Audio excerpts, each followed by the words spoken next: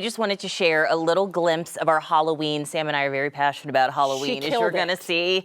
So we just want to show you a little bit of our pictures. This is myself and my daughter Ava, who is Elphaba, and I am Galinda from Wicked. And then we're the main characters, and these are our sidekicks. The baby lion, our little lion, and my husband is the Scarecrow. And we are super excited about this. I took Ava to see Wicked over the summer, and she just became obsessed. We cannot wait for the movie. Like Cynthia Erivo, we are so proud to see a Black woman in this role. We are such a huge fans of Wicked. You did such a Thank good you. job. I did all the face paint. Yeah. It was a whole thing. You're an artist because it looks professional. Thank you. I appreciate that. Well it was a blast. Done. And Sam, you got to share. I know yours is much more organized than I. We couldn't even get a group shot. That's how it goes sometimes. That's how it goes. I was Morticia. Sophie was Wednesday. Oh, Sophie committed. She is in character. Oh yeah. She went trick or treating with a straight face, like trick or treat. And then Miles was a skeleton. We had a great time. The husband was supposed to be Gomez. He was Kurt Cobain again. I'm like, oh my gosh, how many times are you going to be Kurt Cobain? I love it. I showed my husband that, though. He was like, oh, but that's a good costume. It is. I was like, it was pretty good. Switch it up.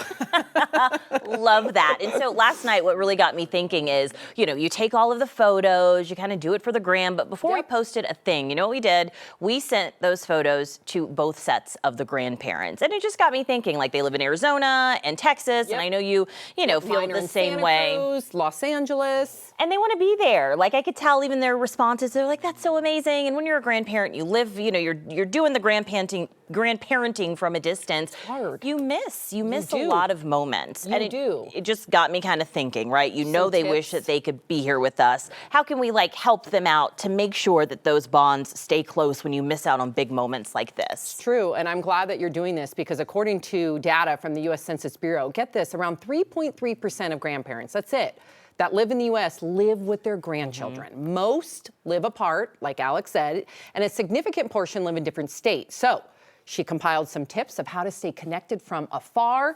And these tips come from several grandparenting blogs, focus on the Family Foundation and Parents Magazine. So first, regular video calls. Utilize those platforms like Zoom or FaceTime for frequent video chats, allowing for that face-to-face interaction, really meaningful conversations. Also, scheduled phone calls. Set aside that dedicated time for phone calls to stay up to date on their lives and share stories, stay informed about their lives as well.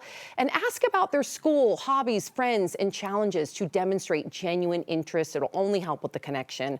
Celebrate those milestones. Make sure to acknowledge the birthdays, holidays, and important achievements, even if you can't be there in person. I love all of those. Here's a couple more. They say plan special visits when possible, and then plan longer visits if you can. So that really creates those lasting memories, right? When you get to wake up and go to sleep, bedtime story with grandma and grandpa, it engages your bond. Shared activities, if you can find activities that you guys love to do together, and you can do those virtually. Maybe it's just like reading a story, playing games, saying your prayers, whatever that is. I know this is a hard one, being tech savvy. You got to learn those new technologies to stay connected. It's just the way of the world. It's hard for us. I know it's hard for you guys as well. And finally, express your love often. Let your grandchildren know how much you love them and miss them. And you can do that through your words and actions. That's so true. It just makes me feel good just reading those things. And listen, my kids' grandparents don't live here, but they have such a good bond with them.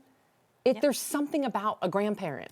The same. I feel the same way, and you can bridge that gap and remain super close. And then when you guys see each other, that love, I love all those videos you always see on Instagram and on TikTok of the kids' reaction to grandma and grandpa, because it's amazing. It's the best.